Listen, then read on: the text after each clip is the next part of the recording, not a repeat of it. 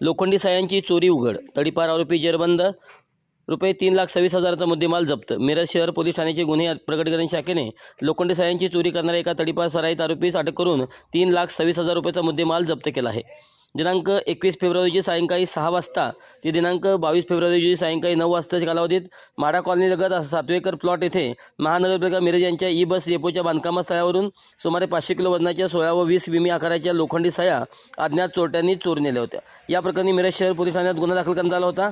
गुन्हे प्रकटीकरण शाखेला मिळालेल्या गोपनीय माहितीनुसार पोलिसांनी कमानवेस व दिंडीवेस येथे या ठिकाणी परिसरात सापळा रचला। दरम्यान पांढऱ्या रंगाच्या सुझुकी कॅरी टेम्पोमधून चोरीचा माल विक्रीसाठी नेत असताना संशयित ताब्यात घेतले आहे। अटक करण्यात आलेल्या आरोपींची नावे सौरभ प्रसाद पोद्दार, वय वर्ष 24, राहणार रमा उद्यान, माडा कॉलनी, आंबेडकर नगर, मिरज असे आहे। संबंधित आरोपी हा सांगली व कोल्हापूर जिल्ह्यातून तडीपार करण्यात आलेला सराईत गुन्हेगार असल्याची माहिती पोलिसांनी दिली आहे। या कारवाई दरम्यान पोलिसांनी 26,000 रुपये किमतीच्या लोखंडी साया तसेच 3 लाख रुपये किमतीची सुझुकी कॅरी टेम्पो असा एकूण 3,26,000 रुपयाचा मुद्देमाल जप्त केला। ही कारवाई पोलीस अधीक्षक संदीप घोगे यांच्या मार्गदर्शनाखाली मिरज शहर पोलिसांच्या पथकाने केली असून प्रकरणाचा पुढील तपास सुरू आहे।